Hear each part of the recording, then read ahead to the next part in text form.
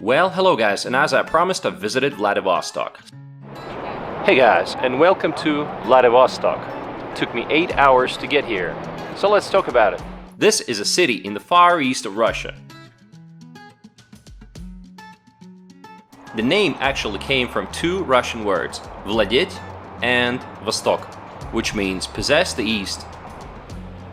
Few Russians living in the European part of Russia have actually been to Vladivostok, because tickets are pricey and flying time is no joke. From Moscow, the flying time is a little over 8 hours, but the majority of Russians will have to first fly to Moscow and then to Vladivostok. But that's nothing compared to taking the train. Yes, Vladivostok is the terminus of the famous Trans-Siberian Railway, which is a 7-day journey from Moscow. Vladivostok is geographically closer to Alaska and even Australia than it is to Moscow.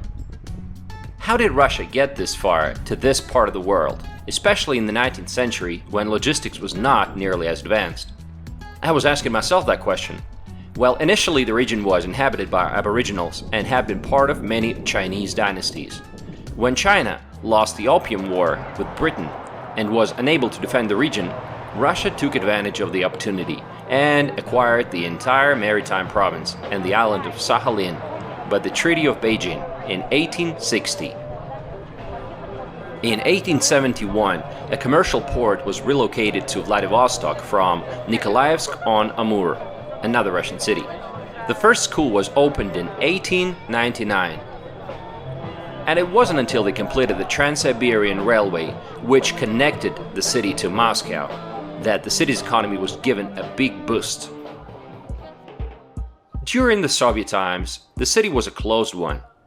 Surely it has changed since that time, so let's take a look at the modern-day Vladivostok in 2019. The population of the city today is 605,000 people, and it keeps growing, which is not always the case in many Russian cities. The city's economy is based on shipping industry, commercial fishing, and the naval base. This is the largest Russian port on the Pacific coast and the headquarters of the Russian Pacific Fleet. Major exports include fish and seafood, lumber, ferrous and non-ferrous metallurgy, and major imports are food, medicine, clothes, and home appliances. For a number of years, Vladivostok was the sole supplier of used Japanese cars, and people from all over Russia were coming to Vladivostok to buy a cheap and reliable Japanese domestic market car and take it back to their city, driving that same car for many thousands of kilometers and risking their lives in the process, because a lot of times they could get robbed by the criminals. And in the 1990s, for many thousands of kilometers, this part of Russia was still like the Wild West. The car would have the steering wheel on the right, of course. This practice went on for many years until the government raised the tariffs and made it no longer profitable to do so. The practice stopped, but in Vladivostok, the car fleet still consists of about 90% Japanese vehicles.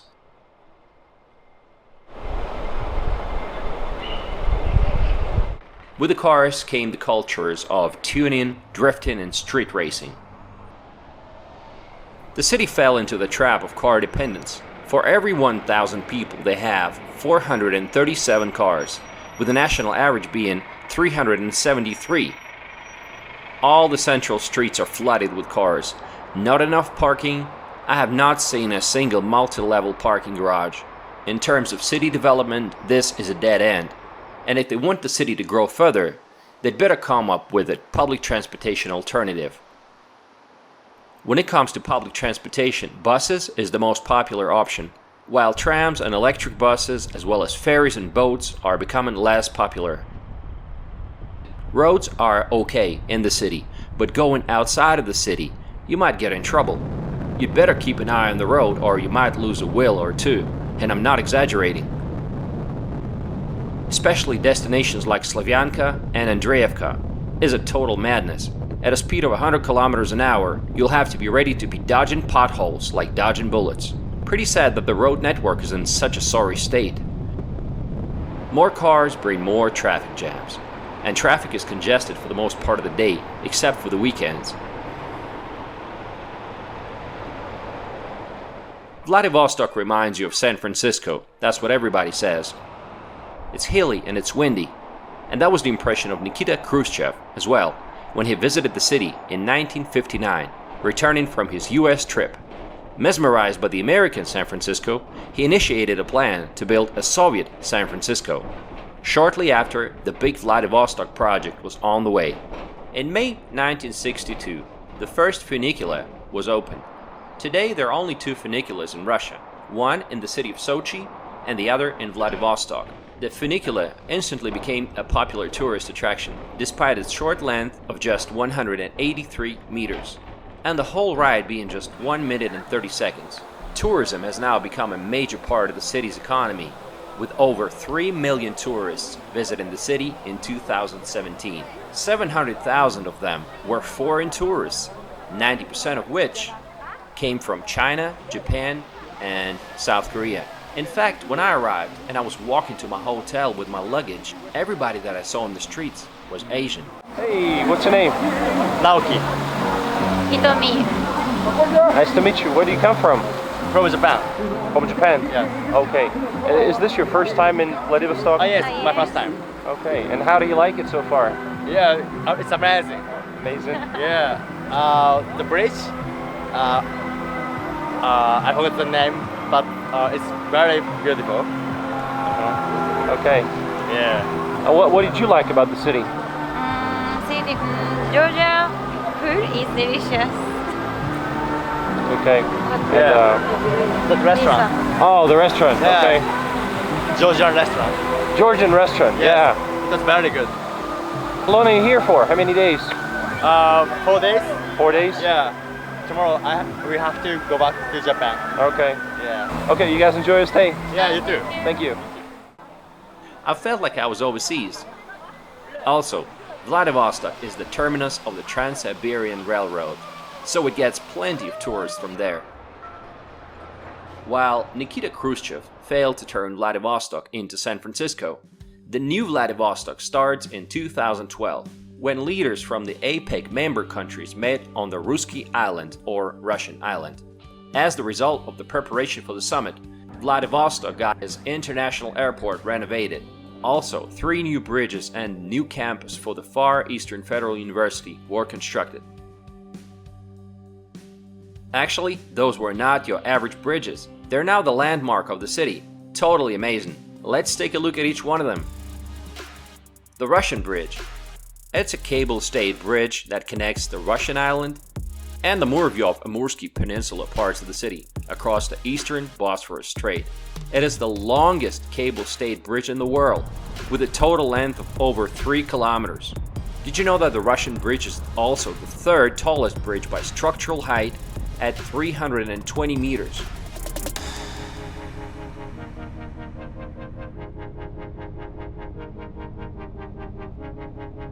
Another bridge is the Golden Bridge. It is also a cable-stayed bridge across the Zolotoy Rog, or Golden Horn Bay, built in that same year just before the 2012 APEC summit. Before the bridge was built, the time it took to travel around Golden Horn Bay was about an hour and a half. So it's crazy that Russia had to wait for the APEC summit to build those bridges. Clearly, creating a positive image in the eyes of foreign powers has always been a more important task for Moscow.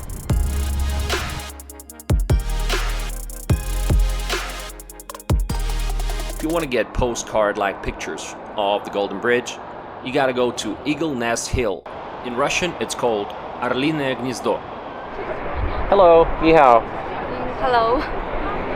I have a couple of questions for you. Yeah. I see a lot of Chinese people in Vladivostok. Is it a popular destination for the Chinese? Most of young people, they how to say, they enjoy this, so they will take some vlog. Oh, like taking pictures? You mean like Instagram and stuff? Some video like this. Oh, okay. So that's what brings them over here? Yeah. But that's not all. Like the Russian saying goes, God loves things that come in threes. They also built another impressive bridge, Niskovodny, or low-hanging over water bridge. It's a bridge over Amur Strait. It's a 4-lane, 4.3 kilometer long bridge, actually the 5th longest bridge in Russia. So just think about it, the locals had desperately waited for these bridges for over 100 years, and now they received them all at once? Imagine how flabbergasted they must have been. I know I would.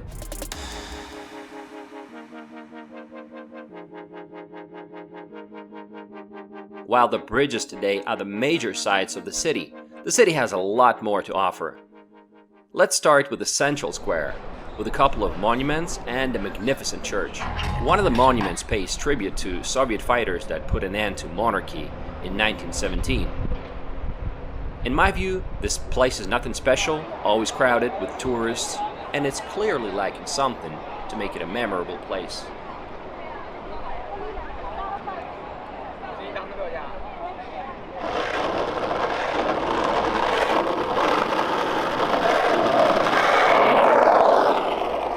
Walking distance from this place, you can find a submarine S-56 turned into a museum. You can go inside of the submarine and touch its heroic past. The interior of the submarine central and bow compartments is preserved in the original form.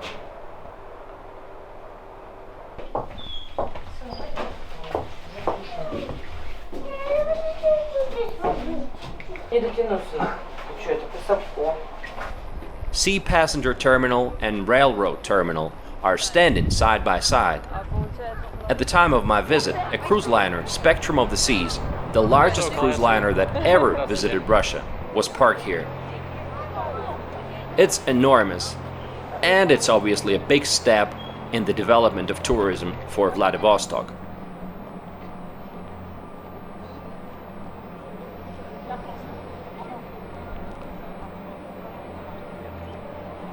Another fascinating location is the old Vladivostok fortress. Let's protect our fortress. It's a complex of unique fortifications, one of the most powerful coastal fortresses in the world. In fact, fortifications are scattered over a vast territory in the city, and you can stumble upon fortifications just about anywhere. The construction of the fortress started in the late 19th century, after the fall of Port Arthur during the Russian-Japanese War of 1904-1905. The Vladivostok defense fortifications had to be dramatically improved. I found it funny seeing modern-day Japanese tourists exploring Russian weapons that were built to fight their country 120 years ago. But looking at this now, it seems like all wars eventually become just a page in the history book. Wow. I think they figured out how to use them. Guys, we're in trouble. There's a number of wonderful promenades along the coast, full of tourists and street musicians and good-looking girls and guys, as elsewhere in Russia. The most popular one is the Sportivnaya Naberezhnaya, which means athletic promenade. Decades ago, it was the place of the public baths. The waters of the Amur Bay were believed to have high salt concentration and therefore were good for your health. Let's take a walk and see what it feels like.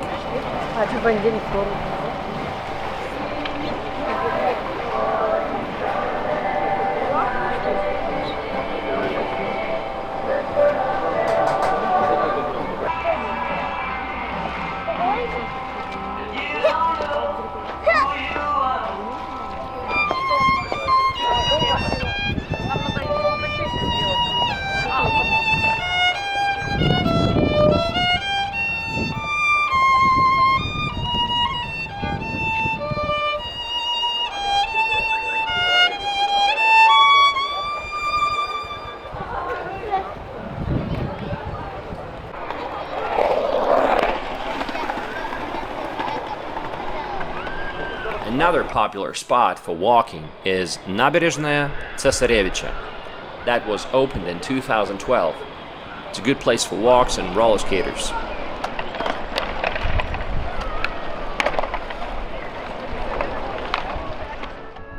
In Vladivostok, you can see the Russian Ballet, good acoustics and atmosphere. The State Academic Mariinsky Theater has modern architectural design with spacious interiors, making it a magical and breathtaking experience to witness and feel the opera house. The Arseniev Primorye Museum, founded in 1884, is worth a look.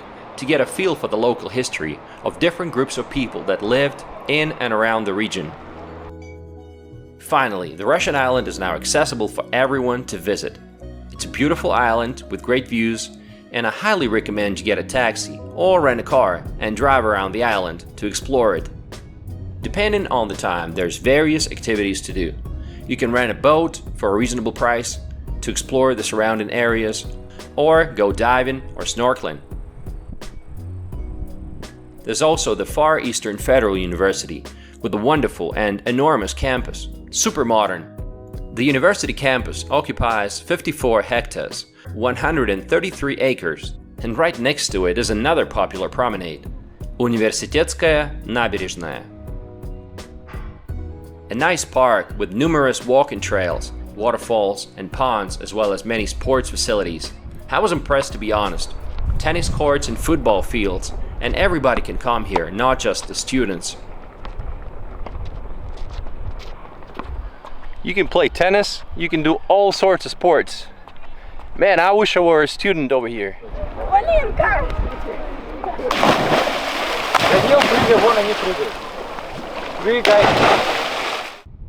The Vladivostok Oceanarium, or Aquarium. It features over 100 species of marine life spread out over 3 separate halls. But look at the place and how well kept it is. You can rent bikes and explore the area. I find it to be absolutely lovely.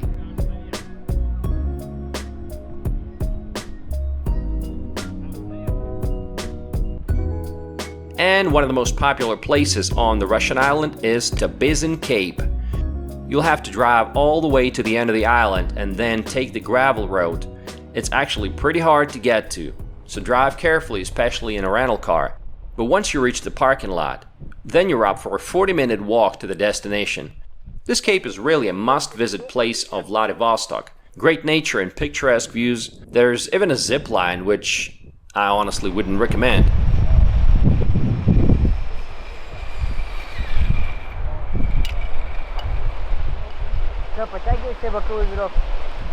If you're lucky enough, you'll find some wild foxes in the forest. I think if I lived in Vladivostok, I'd be coming to the Russian island every weekend. Okay, back to the city. There's this place of the city called Millionka. It's an area consisting of red brick buildings, arcs and balconies built at the end of the 19th century in the very heart of the historical Vladivostok. The old Millionka was a busy and a creepy place with brothels, gambling houses, and opium dens. Crime-ridden area controlled by Chinese gangs. In 1936, NKVD, equivalent of KGB, put an end to that, sending all the Chinese gangs back home during one of its raids. Nowadays, it's a place with lots of cafes and bars, art galleries, and walls with graffiti that attract many people.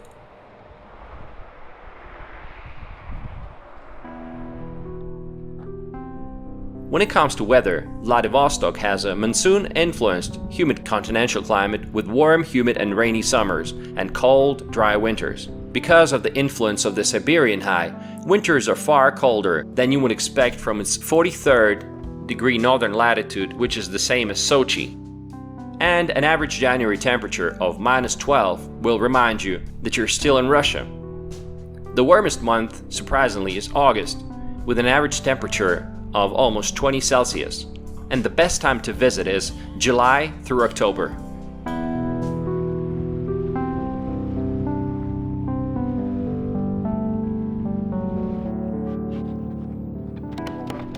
Why is Vladivostok a great place to live? First, the food. You like seafood? They have it. Well, you can have it in many restaurants throughout the city. One of the best restaurants is considered Zuma, where you can try scallops, Far Eastern crabs, and oysters. Some other popular restaurants include Supra, which is Georgian cuisine, where there's always a line in front of the restaurant, so you gotta take a number. My favorite breakfast spot was Michel Cafe. It's a chain restaurant, so there's many locations. Moloko and Med, meaning milk and honey, is another good central location serving Russian cuisine. Another wonderful thing about living in Vladivostok is the nature and the sea. Incredible nature is all around you. Sometimes it's really hard to get to. I didn't get a chance to explore everything, obviously, because some places you need a well-equipped 4x4 to get to. But let's take a look at some of the places that I've visited. One of the most popular beaches not far from the city is Shamara, or Lazurna Bay, about 30 kilometers from the city. There's everything here for your summer vacation. Supermarkets, cafes and restaurants, children playgrounds, and sports equipment rentals. I met some cool guys here. One of them is from France. He couldn't speak a word of Russian or English. Мы вот тут сидим, отдыхаем на Шамаре и приехали сюда на таком необычном виде транспорта. Действительно, как он называется? Emotion. Марка называется Emotion, а вообще это электромоноколесо. Очень в Европе развито. Сколько на один заряд батареи можно проехать? Можно проехать до 150 километров со скоростью до 70, от 50 до 70 километров в час.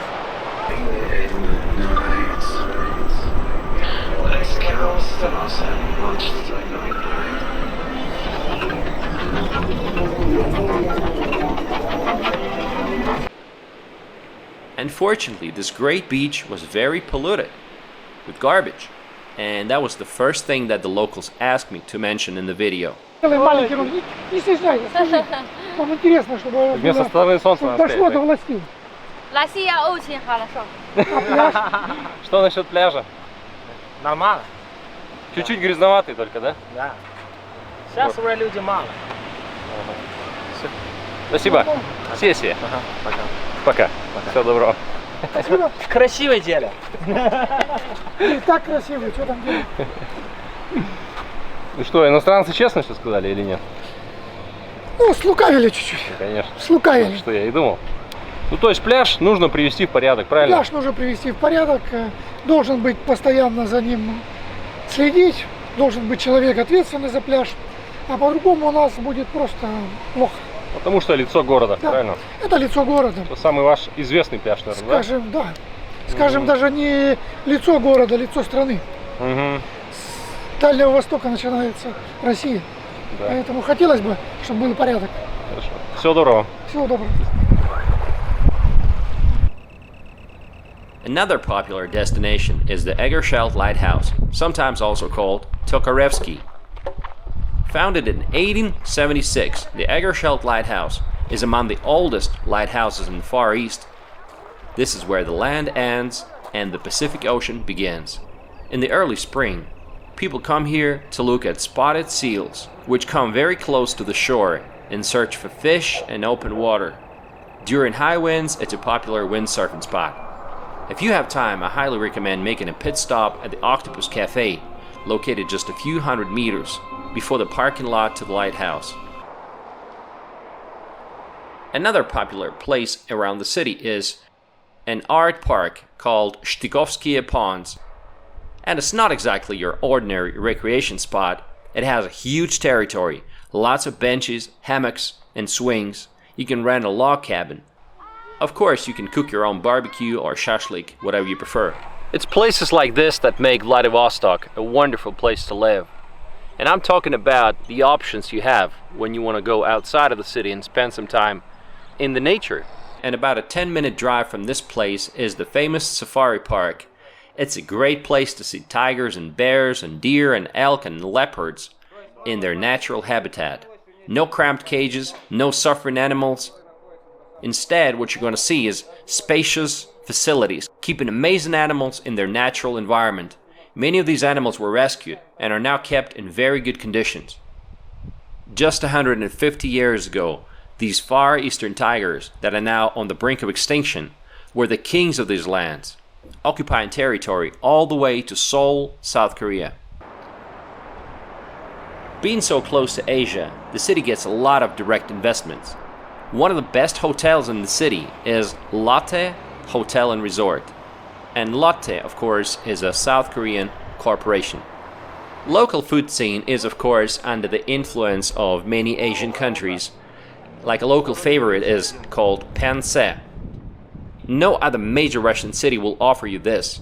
It's a Russian version of Korean steamed pie, stuffed with cabbage, ground meat, and peppers. When it comes to beverages, a local favorite is Milky's. Пинце? Milkis. Классика жанра. Классика Владивостока. It's a soft drink produced by Lotte, again that same South Korean company. Carbonated water with milk to give it a creamy taste. You gotta try it because it really tastes good. Vladivostok also has direct flights with many Asian destinations like Seoul, Taipei, Tokyo, and others. Now is my favorite part of the video. Let's talk to the locals. Let's have some small talk conversations. Что вам нравится в Владивостоке, скажите? Море. Море? Да, А как любим часто море. получается, ну вот, именно искупаться? То есть купальный сезон какой? Ну, если честно, в Владивостоке не очень море. Надо куда-то выехать. Ну, просто вот прогулки у моря, морской воздух, классно. Какое у вас любимое место в городе? Набережная. Набережная? Да. Хорошо. Спасибо. Что нравится в Владике больше всего? Почему туристы должны сюда приехать из другой России? Красивые виды очень. Ночной город очень красивый, безумно. Горят огни, много видно всего. В отличие от плоских городов, того же Хабаровска, например, или Комсомольска. Отличный вид открывается с сопок. Очень красиво. Что из еды нужно попробовать? Здесь же, ну, варианты. Пенсе и Милкис. Пенсе с Милкисом. Я не из Владивостока. А что вам нравится в городе? Скажите. То, что город находится у моря. У моря. Да. А туристы, когда сюда приедут, куда первое нужно сходить? Ну, все идут, конечно же, в Супру. Куда? В Супру, смотреть мосты. А в плане еды, что здесь самое интересное можно пробовать? Пенсе. Пенсе. Да. А вы откуда? Гость города? Я из Арсеньева, но живу здесь давно. Это далеко отсюда? 3 часа езды на машине. А, ну тоже можно сказать, что почти местное. Ну да. Хорошо. Ладно. Всего доброго, хорошего дня. До свидания. До свидания. Включится? Здравствуйте. Здравствуйте. Скажите, пожалуйста, людям, кто живет в других городах, что нужно первым делом посмотреть во Владивостоке? Первым делом, ну, конечно же, наверное, орлиная сопка, орлиное гнездо, посмотреть на город, но только в хорошую погоду. Вот. Как сегодня? Как сегодня, да, хороший вечер. Ну и море, на море побывать. Вам Не нравится? забудь в Супру сходить. Вам нравится жить в Владивостоке? Да, очень. Отлично. А в плане еды что нужно попробовать местного? В плане еды местного. Гребешок, Может, краб, морепродукты. морепродукты, мидии, креветки. Это все местное. Ну, с наших морей. Пожалуйста. Как вас зовут? Юля. Эльвира. Очень приятно. Вы погулять вышли вечером? Да, да. Закатом полюбоваться нашим. Да, очень красивая погода сегодня, отлично. Здравствуйте. Здравствуйте. Как вас зовут? Я Олег. Очень приятно. Вы местный житель? Да, я живу уже 11 лет в Владивостоке, я сам вообще приморский, приморчанин. Понятно. Расскажите про город. Что 3 основных плюса города? Почему здесь классно жить? Хорошее сочетание природы, морского климата и вот, так скажем, леса. Вот это мне очень нравится. Вот сейчас сентябрь — это самый бархатный сезон, самый комфортный. Что мне еще в городе нравится, он очень динамичный, такая экспрессия в нем чувствуется. Это город деловой, город бизнеса, город предпринимателей его называют. И вот прямо этот дух ощущается. Вот такие вот машины, стритрейсеры тоже есть. Их тоже много. Ну и транспорта, конечно, очень много, это интересно. Ну, это второй плюс. Третье — люди. Дальневосточники интересные люди, открытые и, так скажем, здесь интересно с людьми жить в этом комьюнити. Отлично. Скажите, а если какие-то минусы выделить? Ну, конечно, побольше порядка хочется. Порядка В плане и чистоты или в плане чистоты и поведения как водителей, пешеходов, парковочные места, вот в этом плане. То есть, как бы, чтобы было организовано больше пространства для жителей, а не только для автомобилистов. Вот его мало, к сожалению. Ваше любимое место во Владивостоке? В Владивостоке остров Русский. Это уже часть Владивостока. А на русском какая часть? Кампус ДВФУ. Как? Кампус ДВФУ. На ну кампусе. Кампус, да. Много интересно, люблю там гулять, на велосипеде кататься. Вот. Центр города тоже очень мне нравится. Хорошо, спасибо. Здравствуйте. Здравствуйте. Добрый день. Скажите, что вас привело во Владивосток? Я приехала в гости к своей сестре. Надолго? На недельку. На недельку. Ну и отдохнуть, да? Конечно, В первую очередь. конечно, да. А откуда вы? Поселок Лазарев, Хабаровский край, Николаевский район. Очень приятно. А вы? А я живу в Владивостоке. А, вы местная? Да, это сестра приехала ко мне в гости. Ясно. И вы показываете город? Да, я ей показываю, да. С мужем достопримечательности города. Да. И какое у вас любимое место в городе? Какое любимое? Ну, пока здесь вот мы любим русский остров. Океанариум еще ездили мы. Угу. Ну вот, куда мы еще, Оля, ездили с тобой? На набережную. Да. На площадь Царевича. Царевича, да. Да, мосты вот смотрели красивые. Ну, вообще, мне кажется, у нас стало красивее и лучше. Вот. Приглашай в Владивосток. Приглашаю всех во Владивосток. Кто хочет, приезжайте в гости, не пожалеете. Salaries here are higher than in many other Russian cities, but so are the prices. This includes gas, groceries, housing, and pretty much everything else. You will not get a hostel for a price lower than $50, and you will not get a decent hotel room for a price of less than $100. So it's a very pricey actually here. And remoteness from the rest of Russia makes logistics a problem. You know, in the retail they make 30,000 rubles a month, which is just basic survival level. An okay salary is considered to be about 50K, which is a little less than $1,000. And a good salary is considered to be 100,000 and more, which is $1.6 thousand and more. You know, I've learned that some positions at the seaport, they pay pretty well, anywhere from 100 to 200,000 rubles, which is $1.6 thousand to about $3,000. And many locals choose to go to work in South Korea, where they work in the sea or in the fields, making about $2,000-3,000 a month. You know, it's all about hustling. I've seen local guys catching and selling oysters to Asian tourists making $100-200 a day. Housing is also really expensive. Price per square meter in the city center is 124,000 rubles. And monthly rental for a one-room apartment is comparable to Moscow. And strangely enough, they don't seem to be building a lot of new housing like they do in other Russian cities for some reason. To give you more price examples, 1 liter of milk is about 80 rubles, which is like $1.2. By Russian standards, this is kind of pricey. What are the downsides of living in the Far East in Vladivostok? While the seafood is available, not many people can actually afford it. And the majority of those huge Far Eastern crabs are exported to Japan rather than sold locally. My biggest disappointment though was that many beaches are polluted, just flooded with garbage, and you can find garbage piles everywhere. And many residents of Vladivostok told me that they feel bad because all the foreign guests can see that. Let's talk to these wonderful people cleaning up the entrance path to Tobisin Cape. Здравствуйте. А скажите, пожалуйста, вы раздаете, получается, туристам пакетики, да, чтобы они собрали чтобы мусор они немножко? оттуда, потому что у нас тут Очень работает логично. непочатый край. Там еще Да. сколько помоек. И здесь еще надо убрать. Поэтому мы просим всех, кто туда идет, чтобы на обратном пути Ну да, это очень правильно. сюда приносили. И вечером будет машина, все загрузим и увезут. Большие молодцы.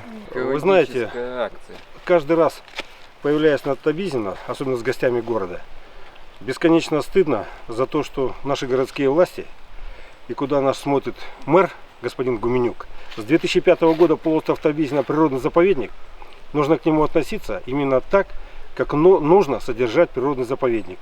Элементарно назначить самую примитивную, простую санитарную службу, поставить 5-6 закрытых контейнеров, через которые не высыпался бы мусор, не разлетались бы вот эти пакеты, целлофаны, эти бумаги. И таким образом сохранить эту красоту. А самое главное, лицо города Владивостока.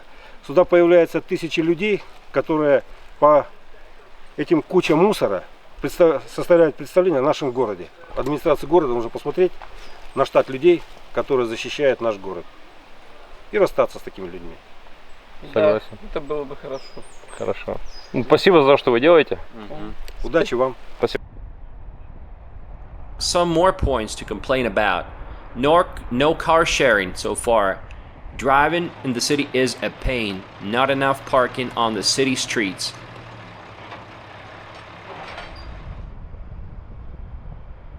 Pedestrians are clearly not a priority. Look at this sidewalk. Do you think this is a sidewalk or not? Well, I've seen foreign tourists standing there, puzzled and lost, not knowing if they should keep walking or the sidewalk has ended. Looking at me walking there, they followed me. The city has a casino, Crystal Tiger, with more than 250 gaming machines and 50 gaming tables. And it's the first and only area in the Russian Far East where you can gamble. Vladivostok is Russia's gate to Asia, and at the same time it's the closest European city for our Asian neighbors. Lots of international events happening. Vladivostok exceeded my expectations. I was expecting a rundown city with people that can't wait to get away and move to the central part of Russia. And is that what I saw? No. I saw a city living its own life, blessed with perfect location on the Pacific coast and a growing tourism flow from the Asian countries. Vladivostok has so much potential, but it feels like it's undermanaged and not properly maintained. But I hope that will change in the future. Thanks for watching, guys, and stay tuned.